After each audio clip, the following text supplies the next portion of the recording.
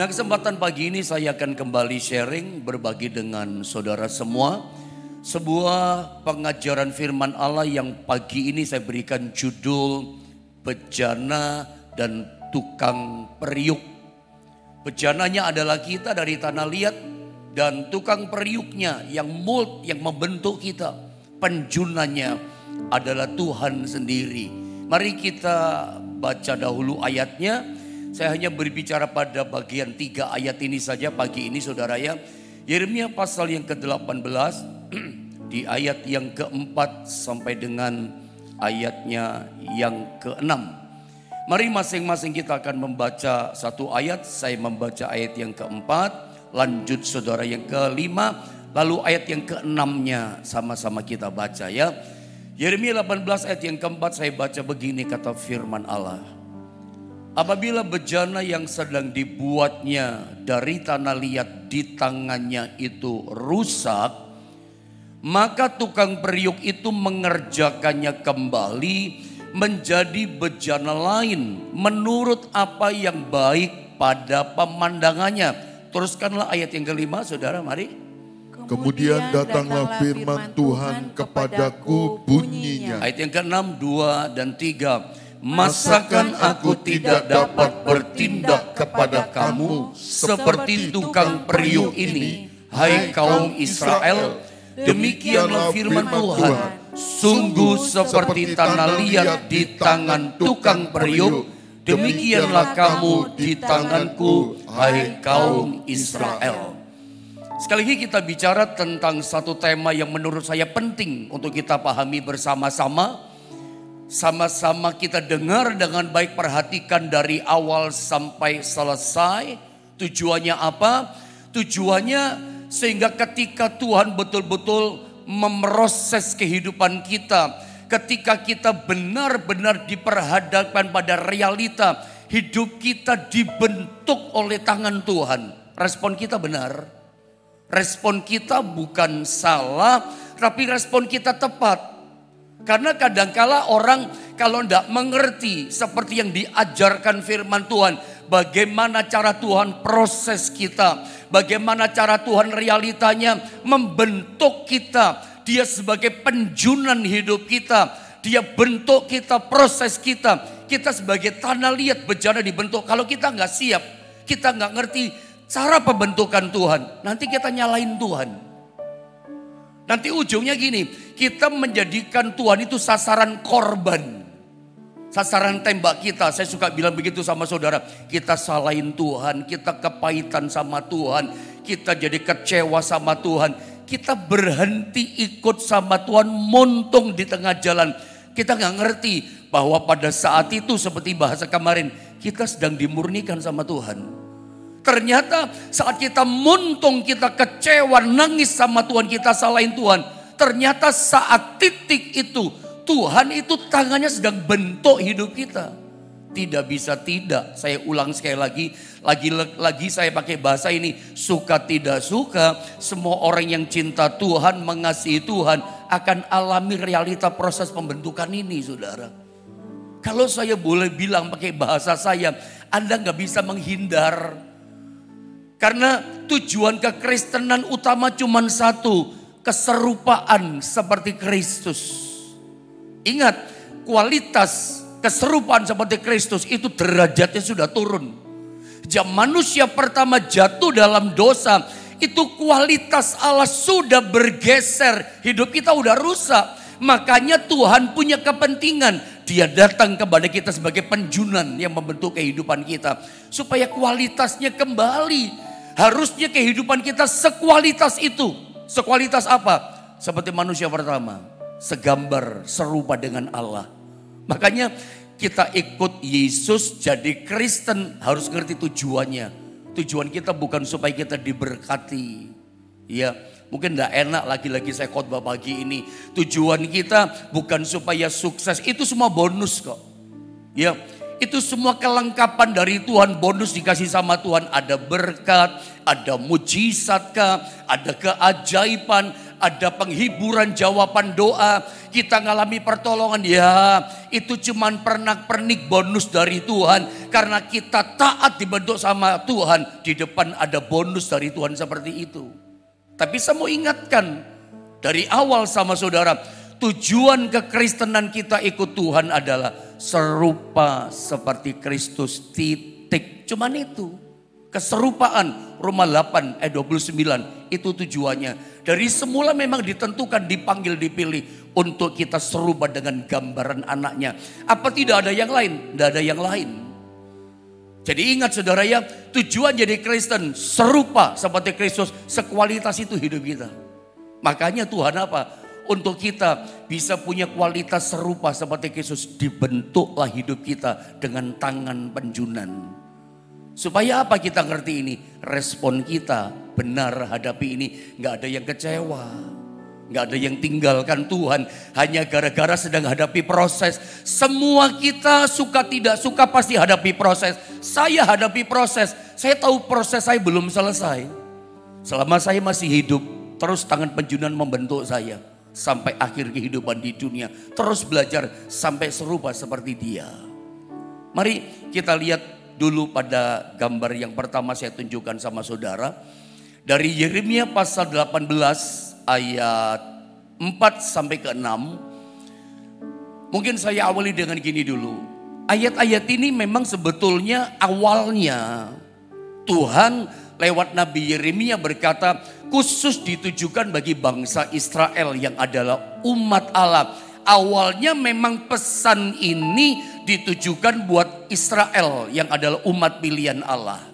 Tetapi tentu kita masih ingat, sejak Yesus mati buat kita, dan di kemudian hari ketiga dia bangkit juga buat kita. Nah, kematian dan kebangkitannya lewat darah yang ditumpahkan kematian itu, sejak itulah kita disebut sebagai umat Allah.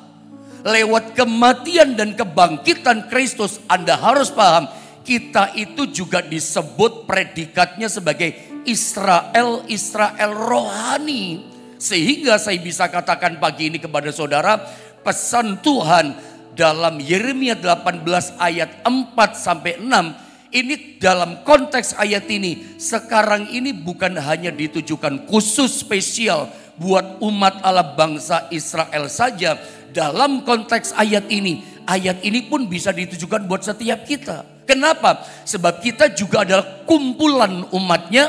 Lewat kematian kebangkitannya, kita juga disebut sebagai Israel rohani. Di sini kita mesti paham, pesan ini juga buat kita. Jadi saya gambarkan yang pertama begini. Berdasarkan ayat 4 dan ayat yang ke-6, saudara ya, kita itu disebut sebagai bejananya Tuhan. Kita adalah bejananya dan Tuhan sendiri itu adalah tukang periuknya. Dia adalah penjunannya. Kita bejana tanah liatnya, Tuhan penjunanya. Lagu-lagu lama dulu suka gambarkan pujian itu dalam lagunya orang-orang lama. Ya, Tuhan penjunan ku tanah liat, biar kau kerjakan seturut mau, ku turut dia, dan seterusnya. Jadi lagu-lagu lama dulu menggambarkan dia penjunan, kita itu bejananya, periuknya, kita tanah liat yang dibentuk. Mari saya tunjukkan sama saudara berdasarkan ayat yang ke-6 bahwa dia itu penjunan yang membentuk kita. Saya ulang sedikit di ayat yang ke-6. Perhatikan ayat ini. Masakan aku tidak dapat bertindak kepada kamu, kepada kita umat pilihannya, seperti tukang periuk ini? Jadi Tuhan suruh sama Yeremia, Yeremia kamu lihat tukang periuk. Karena umat Israel hidupnya rusak. Umat Allah hidupnya berubah jadi jahat. Mengalami kejatuhan dosa. Rasanya Yeremia berkata mungkin merasa gini, gak mungkin dibentuk lagi. Gak mungkin jadi baik lagi umat Israel. Sudah susah, terlalu keras mereka. Udah gak mungkin ngalami pemulihan. Tapi Tuhan ngomong sama Yeremia, hei Yeremia sini. Kamu aku utus pergi, kamu lihat tukang periuk. Lalu Tuhan berkata begini, seperti tukang periuk ini, hai kaum Israel. Demikianlah firman Tuhan, sungguh seperti tanah liat kata Tuhan. Di tangan tukang periuk demikianlah kamu di tanganku, hai kaum Israel. Pelajaran apa yang kita bisa tangkap berkat rohani, apa yang kita bisa dapatkan dari pesan Tuhan kepada Yeremia disampaikan kepada umat Allah, dan pagi ini teruskan kepada kita Israel secara rohani. Tuhan berkata, kalau ada bejana itu yang rusak, umat Allah yang kehidupannya rusak, bagaikan tanah liat yang keras, Tuhan katakan, ya seperti tukang periuk itu, tanah liat tidak dibuang, tapi dibentuk kembali. Saya ingin bawa saudara lebih dalam pada bagian ayat yang keempat. Saya kasih gambaran lebih jelas, ini loh kehidupan kita yang rusak itu. Perhatikan di ayat yang keempat, tentu saya harus baca ulang sekali lagi, supaya ketemu kalimatnya dan saya jelaskan sama saudara. Tuhan ngomong gini, apabila bejana yang sedang dibuatnya dari tanah liat di tangannya itu rusak. Jadi tukang periuk, sang penjunan bikin satu bejana yang bagus, yang mulia, yang indah. Tapi di tengah-tengah proses penjunan bikin satu bejana periuk, ternyata bejana itu rusak, retak gitu ya, penyok segala macam. Karena tanah liatnya susah dibentuk, terlalu keras. Tuhan ngomong sama Yeremia, apabila bejana yang sedang dibuatnya dari tanah liat di tangannya itu rusak, saya kasih garis bawah kata rusak, maka kata Tuhan, tukang periuk itu akan mengerjakannya kembali. Tangan yang sama mengulang kerjakan itu tanah liat kembali, saudara ya, menjadi bejana lain menurut apa yang baik pada pemandangannya. Langsung saya ajak lihat saudara kata rusak di sini, yang merupakan gambaran kehidupan kita. Kata rusak di sini dalam teks asli bahasa Yunani disalin dengan kata sahat. Sahat itu artinya busuk yang pertama. Dua, artinya kotor. Sebetulnya ini menggambarkan kehidupan umat Allah pada masa itu. Sekarang konteks ayat ini itu menggambarkan kehidupan Anda dan saya. Ini koreksi buat kita. Koreksi dalam arti begini, jangan sampai kehidupan kita itu seperti Yesus pernah ngomong sama orang-orang Farisi, ahli-ahli Taurat. Yesus pernah berkata, kamu ini seperti kuburan yang dilabur putih. Luarnya atasnya bersih, luarnya bagus, luarnya tampak baik, tapi dalamnya banyak tulang belulang, dalamnya kotor, dalamnya busuk. Tuhan tunjukkan itu, Tuhan koreksi keras itu kehidupan ahli Taurat orang Farisi. Cuman jago kutip ayat, cuman jago ngomong, cuman jago menasehati, cuman bisa bicara sama orang. Tapi Tuhan lihat dalamnya, hatimu itu hidupmu busuk, punya banyak tulang belulang dan hidupmu kotor. Ini pun kembali mengoreksi hidup saya dan hidup saudara semua. Jangan sampai orang lihat hidup saya ini, wah baik ya pendeta. Bisa ngajar, bisa menasehati, bisa kutip ayat ini, ambil ayat ini, nasehati kita. Tapi ternyata di hadapan Tuhan, di mata Tuhan, hidupku kotor, hatiku busuk. Ini koreksi buat setiap kita. Jangan kita cuma kelihatan manis indah di depan manusia, tapi ternyata di mata Tuhan dalam kita itu begitu busuk dan kotor. Banyak kejahatan. Saya pernah bilang sama saudara dalam satu pengajaran, mungkin doa puasa ya, yang membuat seorang wanita 12 tahun pendarahan. Ketika dia mengalami proses kehidupan yang berat, hartanya habis, asetnya habis, rumah dia sudah jual, tanah dia sudah jual, saudara. Datang ke tabib, ke dokter untuk kesembuhan penyakitnya, tetapi sudah bayar semua. Dokter berkata, penyakitmu gak bisa sembuh, terlambat, penyakitmu sudah parah, penyakitmu tak tersembuhkan, sampai hartanya habis. Saat itu dia tahu hanya Yesus yang bisa tolong dia. Dia datang sama Tuhan. Apa yang membuat perempuan 12 tahun pendarahan menerima mujizatnya, menerima kesembuhannya? Dia datang dengan hati yang bersih. Dia datang dengan hati yang tulus. Tidak banyak penutupnya. Seringkali kita datang sama Tuhan itu pakai topeng. Wah, kelihatannya memuji Tuhan luar biasa indah. Tapi siapa yang sangka hati kita ternyata banyak kebusukannya. Banyak fitnahnya, banyak kejahatannya, banyak roh perjinahannya. kotor kehidupan kita. Banyak intrik-intriknya, banyak politis-politisnya hati kita. Nah, hari ini kita mesti disadarkan. Makanya Tuhan berkepentingan gini, dibentuk di proses kita. Saudara, seperti tanah liat yang dibentuk dengan Tuhan itu menyakitkan loh. Dibentuk dengan tangan Tuhan. Kadang lewat proses persoalan, kerjaan kita mulai diproses. Supaya kita bisa memandang sama Tuhan. Supaya kita bisa kembali sama Tuhan. Supaya sadar, ini mungkin ada yang gak beres dalam hidup kita. Kita menyimpan kebusukan dosa di hidup kita. Kita menyimpan yang kotor dari hidup kita. Makanya Tuhan punya kepentingan gini, kita dibentuk sama Tuhan. Jadi yang pertama, saudara, yang kata rusak di sini, Tuhan mau bentuk kembali dengan tangannya diulang kembali. Di sini kita lihat berita yang sangat baik buat kita.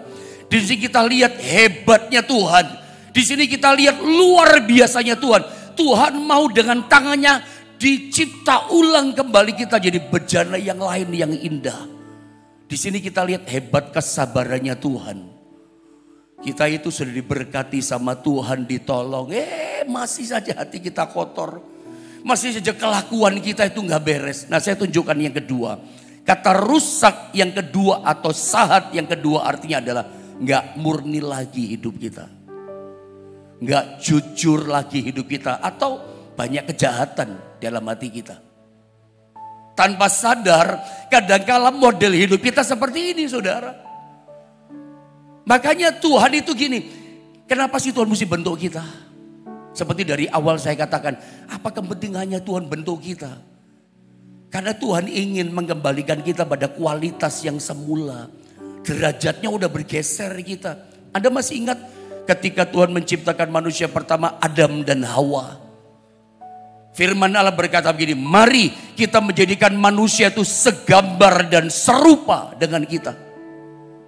Jadi sebetulnya ketika Tuhan pertama kali menciptakan manusia pertama, ciptakan manusia, itu kualitasnya serupa, segambar, sekualitas dengan pribadi Allah. Ada mesti ngerti ini. Tapi kemudian kita tahu, cerita di Alkitab Kejadian pasal 3, manusia mengalami kejatuhan dosa. Ketika manusia jatuh dalam dosa, bergeser kualitasnya sampai manusia jadi rusak hidupnya. Saat manusia mengalami hidupnya busuk, manusia jadi kotor hidupnya karena dosa. Tadinya berkualitas, serupa segambar dengan Allah. Karena jatuh dalam dosa, jadi saat rusak, kotor, busuk hidupnya. Bahkan saat yang kedua nggak murni lagi. Gak jujur lagi. Banyak kejahatan dalam hidupnya. Makanya ini berita baik buat kita. Ini kita ketemu, ini hebatnya Tuhan. Sudah jatuh dalam dosa, melanggar perintah Tuhan. Sudah sahat, sudah rusak, gak murni lagi motivasi kita. Tangan Tuhan masih mau ambil tanah liat hidup kita, dibentuk lagi. Aku bentuk lagi kamu jadi bejana yang lain. Itu loh Tuhan. Anda lihat betapa baik, tidak dibuang. Coba kalau Tuhan itu adalah kita. Kita punya wadah, kita punya sesuatu namanya bejana. Kalau bejana wadah itu sudah rusak, saya mau tanya, apa yang Anda buat? Kalau Anda punya wadah, Anda punya satu bejana keramika itu sudah retak, sudah rusak, apa yang Anda lakukan? Ya paling Anda buang di tong sampah. Anda gak mau pakai lagi.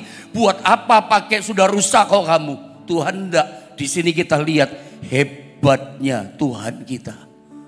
Tangan pencipta bentuk ulang lagi kita. Enggak dibuang kita. Mungkin berkali-kali pada waktu kita diproses sama Tuhan, dibentuk sama Tuhan, rasanya kita mau berontak. Saudara lihat ya di sini, tujuan Tuhan itu supaya kita kembali pada kualitasnya yang semula, yang sudah bergeser karena rusak oleh dosa, banyak kejahatan, supaya kita berkualitas. Jadi kalau pagi ini ada di antara saudara yang mengalami pembentukan proses, seringkali kita berontak. Seperti saya katakan dari awal, kita mulai menyalahkan Tuhan karena gak ngerti sedang diproses sama Tuhan. Kita jadikan Tuhan sasaran tembak kita. Kita kecewa, kita kepahitan. Dan sedikit orang mulai marah sama Tuhan. Saya udah setia kok saya ngalami begini.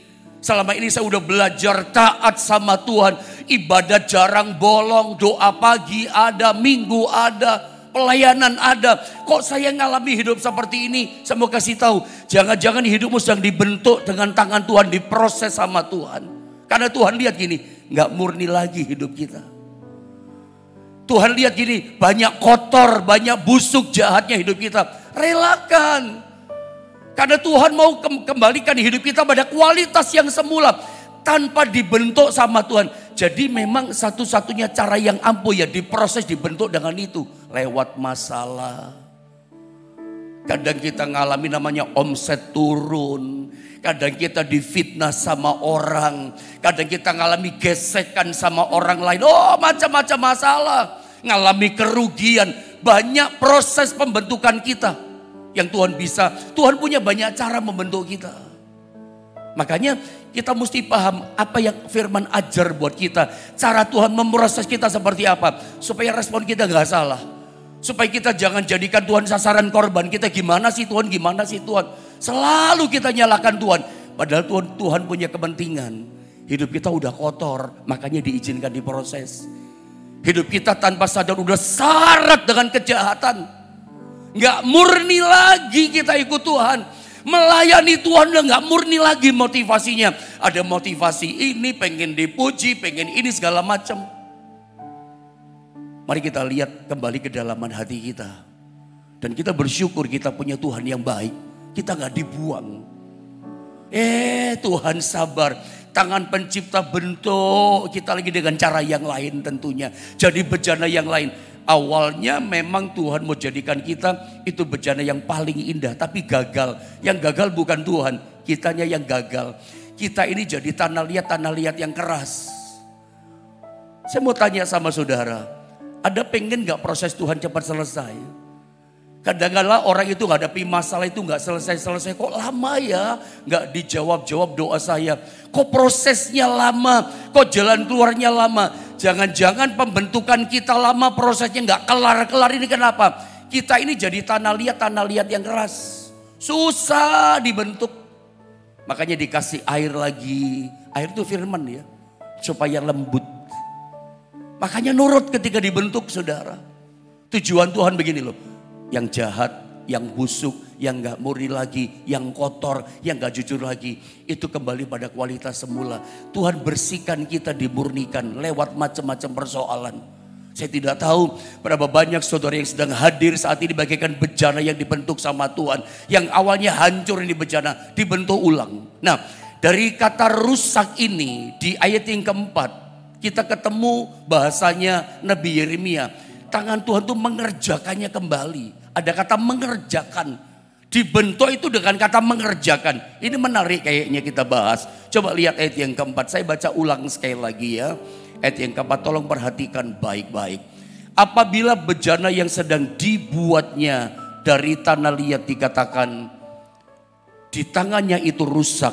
Perhatikan kalimat ini. Maka tukang periuk itu, penjunan itu mengerjakannya kembali menjadi bejana lain menurut apa yang baik pada pemandangannya. Dia punya cara, dia yang paling tahu membentuk kita jadi bejana apa. Tapi tangan yang membentuk itu dikatakan pakai bahasa mengerjakannya. Tangan penjunan mengerjakannya. Nah, kata mengerjakan di sini supaya yang kotor itu hilang, yang jahat itu hilang. Motivasi nggak murni, dimurnikan. Yang jahat-jahat itu jadi baik, dipoles sama Tuhan.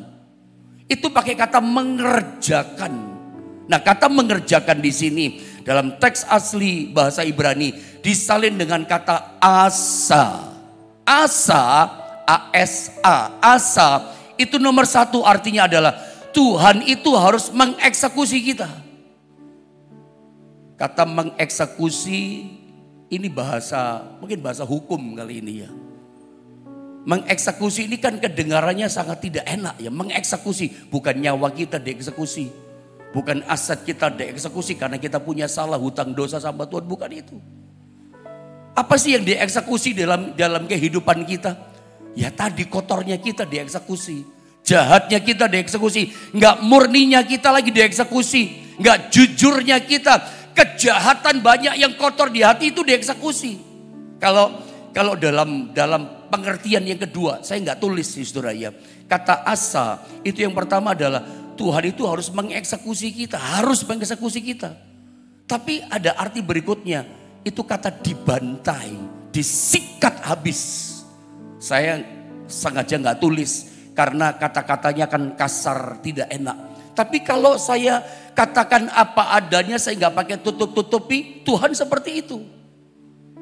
Tangan Tuhan mengerjakan, membersihkan, memurnikan kita. Ya saudara ya, itu pakai kata Tuhan itu mengeksekusi sampai dibantai habis, disikat habis. Yang kotor, yang jahat itu dibantai, disikat habis sama Tuhan. Tujuannya apa? Ya kembali seperti kualitas semula. Karena Tuhan ingin, Tuhan sangat rindu, makanya dia punya kepentingan supaya kita itu serupa segambar dengan dia. Kerinduan Tuhan itu loh sama kita. Makanya tangan itu sabar dikerjakan lagi. Kalau kita ngapain dipakai, Tuhan tetap mau pakai kita loh. Udah gagal, udah jatuh. Kadang ada banyak orang ketika ngalami masalah, ngalami proses kehidupan yang menekan dia. Lembah kekelaman, saya katakan kemarin, kehidupan yang serba sulit. Orang responnya bisa salah loh.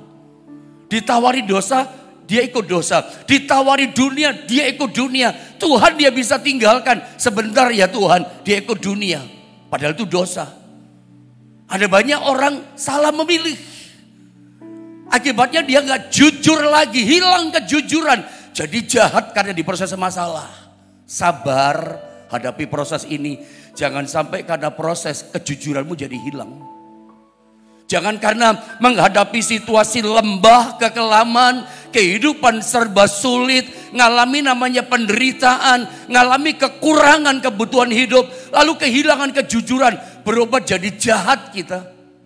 Berubah jadi busuk hati kita. Orang tidak tahu, tapi ternyata busuk yang jahat yang kita buat. Orang lihat kita indah. Orang lihat kita baik, dermawan. Tapi di dalam Tuhan hatimu busuk, banyak kebusukan kita buat. Sabar dalam pemrosesan, hadapi persoalan kehidupan. Jangan sampai tergelincir lakukan kejahatan. Makanya Tuhan punya kepentingan apa? Langsung mengeksekusi kita, mengerjakan, dibantai habis, disikat habis itu yang kotor.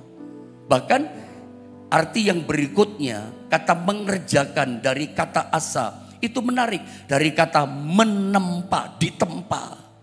Dari kata menempa, ada pernah lihat nggak apa itu namanya tukang pandai besi? Sekarang jarang ya kita lihat tukang pandai besi. Tapi Anda pernah lihat kan tukang pandai besi, ketika dia menempa besi bagaimana? Itu ditempa, berkali-kali, bukan cuma sekali. Di Alkitab itu ada namanya tujuh kaki dian pelita emas itu ya. Ada 7 itu pelitanya. Itu kan ada bentuk kelopak bunga, kuncup bunga. Bentuknya indah gitu ya. Itu bagaimana bisa jadi kelopak bunga, kuncup bunga segala macam. Itu ditempa loh kata Alkitab oleh Aholiab, itu ditempa. Saya yakin ditempanya sampai menjadi sebuah bejana kaki dian pelita emas yang sangat indah. Itu nempanya bukan sekali, berkali-kali, teng ditempa. Namanya ditempa itu dipukul.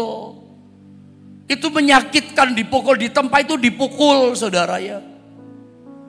Tidak ada pandai besi itu yang namanya menempa. Itu besinya dielus-elus. Hei besi, nanti aku jadikan kamu bejana yang bagus ya. Aku jadikan kamu menjadi bejana yang indah ya. Dilus-elus, nggak ada.